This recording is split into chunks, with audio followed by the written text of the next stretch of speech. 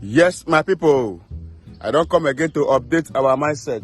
Like you all know, this court case so now, as the way they go, it don't do too much to an extent that everybody they don't believe what they go on now. So finally now, Atiku and PDP they don't submit their final address, and for the final address, so they urge Tinubu to withdraw his case from Tribunal, which means that even Tinubu himself is not qualified, left alone his case to be in the court is not also qualified. So right now, I want to bring up the video, the update from Tribunal now. As I want to bring up the video, if they are the first time when you see me or they come across my video, follow my page and subscribe to my YouTube channel so that as I drop the update on a daily basis, you they updated on a daily basis. So right now I want to bring up the video. Now, as I bring up the video, make sure say you go like, comment, and share. So that whenever see the update from the court, from the tribunal now, they go see the update. So now watch. In Atiku and PDP's final address, they are basically asking the court to answer 4 questions. 1.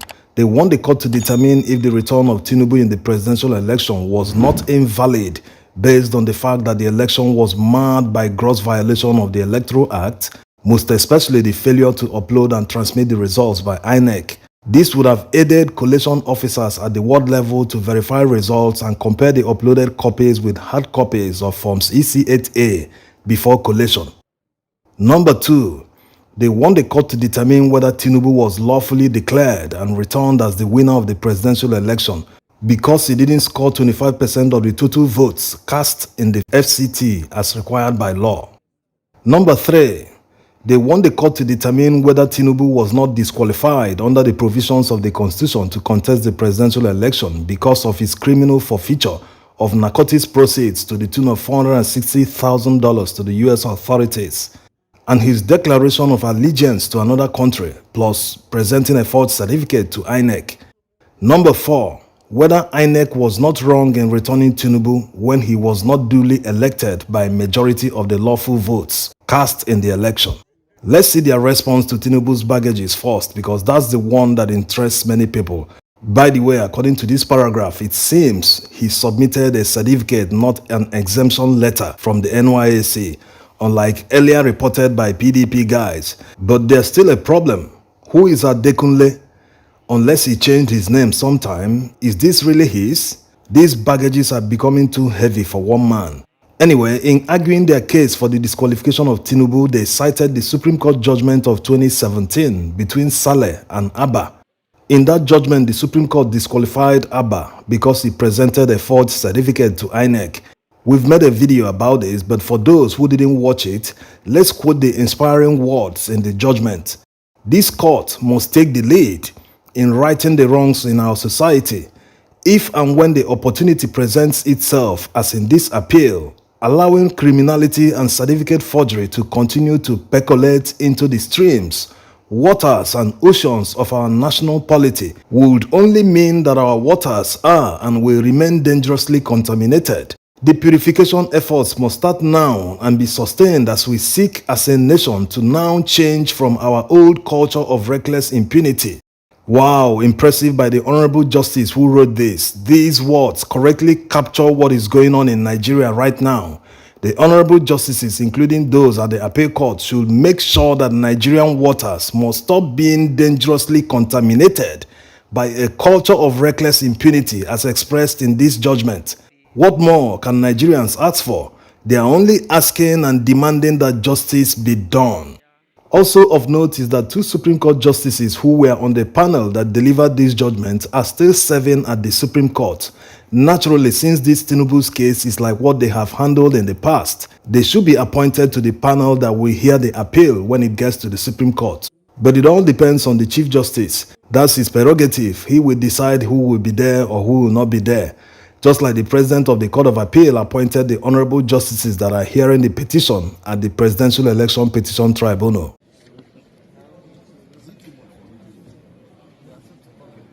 Now to Tinubu's forged certificate. Atiku's legal team asked the court to disqualify Tinubu because he forged his certificate, that the evidence they tendered in court remains unchallenged by the respondents, that they even avoided the question during the cross-examination of Atiku's witness. And we all know the implication of an unchallenged evidence. When one fails to counter an evidence, that means the court will take the evidence in consideration when deciding on the matter. Another thing to know is that Atiku actually subpoenaed INEC to produce the particulars that Tinubu submitted under oath when he was submitting his papers to INEC. So it remains an incontrovertible evidence. He submitted the documents to INEC himself. There's no room for the kind of excuse he made when he was governor in Lagos, when he found himself with the same issue of forging certificates and lying about schools he attended. While under investigation by the Lagos House of Assembly, he said that it was his associate that filled the form for him. But he appended his signature to the INEC form and under oath.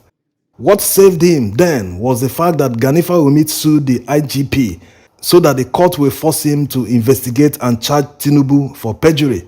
But the Supreme Court on appeal held that Fawemi cannot force IGP to act, and besides, he can no longer be charged for perjury because of his immunity. This time around is quite different. No one is going for perjury. In fact, perjury is beyond the scope of the tribunal. What is at stake here is certificate forgery. Although Tinubu's counsel tendered his records from Chicago State University, it's still not relevant to the matter. Atiku got his copies from Chicago State University under subpoena, and as you already know, when compared to the one Tinubu submitted, they are quite different. Also, why is Tinubu blocking Atiku's new subpoena in the US? Yes, since the man has been trailed by certificate issues all his political life, the petitioners have the right to verify from the university themselves to know if the records he tendered actually came from them. Anyway, you can get more details in the video we made about Atiku's latest move in the US to get to the truth. And if Chicago State University eventually gives Atiku the records that he's demanding and it comes out negative, he can actually still tender them on appeal because it is new evidence.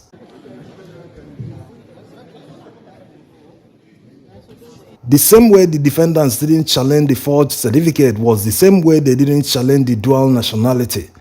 They didn't deny it, they only said that the passport has expired. But citizenship has nothing to do with passport. They are two different things. One can expire and the other cannot, except the person denounces the citizenship, which they didn't tender any document in court to prove that he denounced the Guinean citizenship before filling the INEC form. On whether INEC did the right thing by returning Tinubu despite not scoring majority of the lawful votes, Atiku's legal team said that their star witness was not contradicted under cross-examination, that they didn't present any contrary evidence. Therefore, they are asking the court to take his evidence as undisputed. They went on to cite a Supreme Court judgment delivered in 1992 in the matter between Amade and Nwosu. The Supreme Court held, it is a settled principle of law that where an adversary or a witness called by him testified on a material fact in controversy in an issue, the other party should, if he does not accept the witness testimony as true, cross-examine him on the fact, or at least show that he does not accept the evidence as true. Whereas in this case he fails to do either, a court can take silence as an acceptance that the party does not dispute the facts. This is very logical. When the respondents told the petitioners to go to court to challenge the outcome of the election, it was expected that they will be waiting for them in court with all the evidence to prove that they won, that it wasn't by rigging, but that was not the case. In fact, going by what we've seen in court since the hearing began, maybe they are hoping to win by magic or by unseen hands under the table. They couldn't counter anything the respondents brought to court. Just like the petition of Allied People's Movement, they couldn't even read it properly to understand the reliefs they are seeking. The APM are saying that Tinubu's candidacy was rendered invalid the moment he failed to appoint a new VP candidate within 14 days after the withdrawal of the placeholder. But the respondents somehow felt that APM were talking about Shetima's double nomination. It has nothing to do with Shetima. They are just saying that Tinubu failed to appoint a new vice presidential candidate within the 14 days allowed by the Electoral Act. Very simple.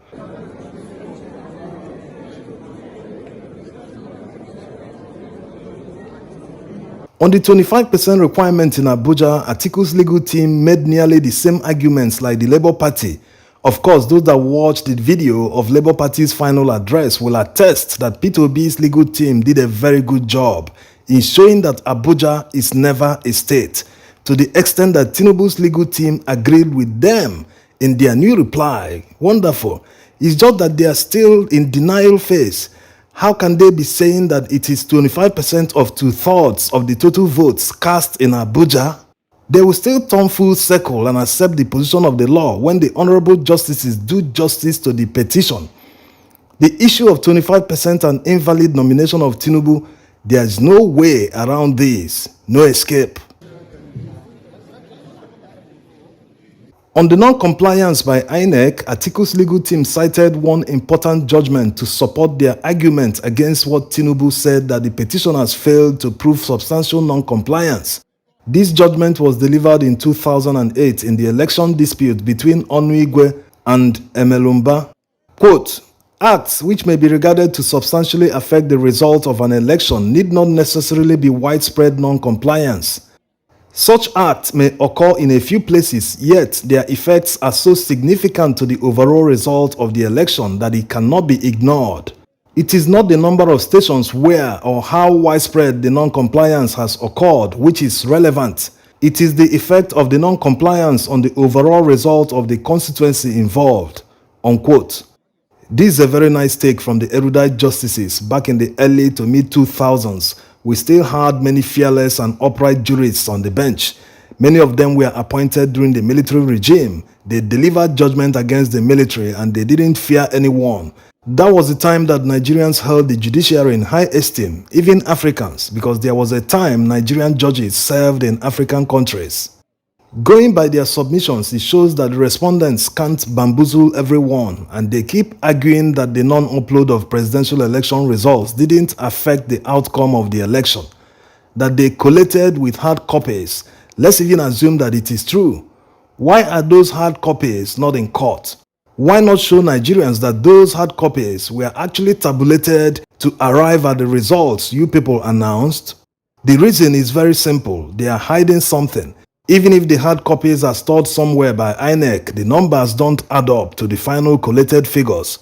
The evidence is there before the court. Labour Party tendered INEC certified true copies of result sheets from Benue and Rivers State.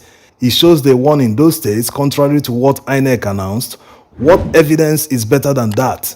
That's simply why they don't want to tender the hard copies. They expect the judges to believe them without tendering any evidence. That's not possible. The judges know better. They have the evidence with them. They can see a guilty person from a kilometer away. This is the same INEC that dodged subpoena and refused to tender all the certified true copies of Forms EC8A that the petitioners demanded from them. That alone proves they are partisan. Their actions mean they are actively working to protect the interest of APC. Even if they took bribes from them to rig the election in their favor, does that extend to protecting their interest in court? They are supposed to be a neutral umpire. At this stage, they should have just washed their hands and said, we have finished our collaboration with you, go and defend yourself in court. By law, they know that the winner of any election, not just presidential election, is not fully determined until the election dispute is terminated in court. Their declaration is just a first step. When the court passes their judgment up to the final appeal, then you can say yes, the election is over.